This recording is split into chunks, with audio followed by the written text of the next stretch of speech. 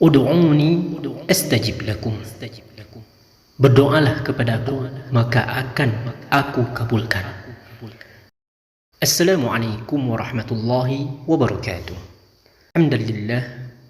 Allahumma salli wa sallim ala sayyidina Muhammad wa ala alihi wa sahbihi ajma'in. Amma ba'd. Rabbi shrah li sadri wa yassir li amri wahlul 'uqdatam min lisani yafqahu qawli. Para ahbab, hafizakumullah. Kita selaku manusia sejatinya adalah makhluk yang lemah, yang selalu mengharapkan bantuan daripada Allah Subhanahu wa taala. Hal ini dikarenakan kita tidak akan memiliki apa-apa di dunia ini. Kita lahir tanpa membawa apapun, bahkan sehelai kain pun. Lantas Allah memberikan kasih sayangnya melalui para orang tua kita. Tiada yang kita bawa saat pertama kali kita datang ke alam dunia ini. Pada dasarnya, setiap dari kita tidak memiliki kekuatan jika tidak dibarengi dengan doa dan pertolongan daripada Allah Subhanahu wa taala.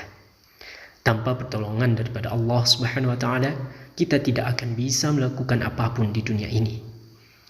Siapakah yang akan kita mintai pertolongan ketika kita dalam sebuah kesulitan dan ketika kita dalam musibah?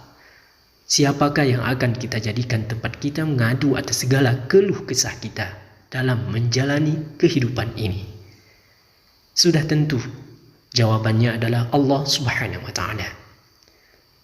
Oleh karena itu, marilah kita banyak-banyak berdoa kepada Allah. Doa adalah sebagai bukti bahwa kita selalu membutuhkan Allah Subhanahu wa taala. Kita sebagai hambanya Allah sudah seharusnya senantiasa memohon dan bermunajat kepada Allah siang dan malam, dalam suka maupun duka. Karena hanya kepada Allah lah kita memanjatkan doa, kita meminta, kita berharap. Berdoalah tanpa mengenal waktu, tempat, dan keadaan. Dengan doa, seorang yang lemah menjadi kuat, seorang yang penakut menjadi pemberani, si pesimis akan menjadi optimis. Jika kita menyertakan Allah dalam setiap urusan kita melalui doa-doa kita, maka urusan kita pun akan semakin dipermudah oleh Allah Subhanahu wa taala. Dan di pembahasan ini kami akan membahas tentang 6 kekuatan berdoa. Yang pertama, doa merupakan bentuk ibadah dan zikir kepada Allah Azza wa Jalla. Doa merupakan bentuk komunikasi seseorang hamba kepada Sang Khaliq. Hanya melalui doalah kita sebagai manusia yang lemah ini biasa dapat bercengkrama dengan Allah.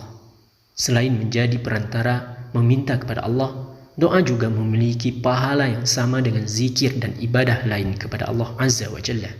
Kedua, doa merupakan sarana untuk mendapatkan pertolongan daripada Allah ketika kita sedang dilanda kebingungan dan ketika kita sedang dilanda musibah sekalipun.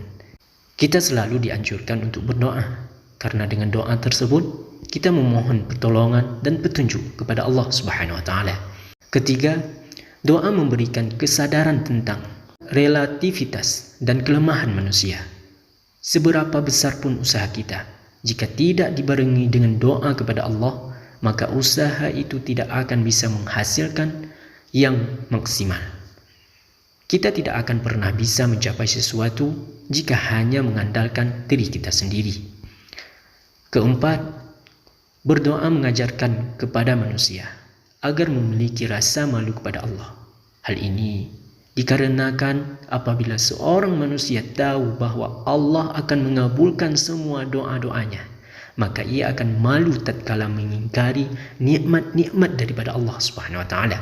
Ketika Allah sudah mengabulkan doa, ketika Allah sudah mengijabahkan doa-doa kita, namun masihkah kita akan lalai dalam menjalankan ibadah kepadanya?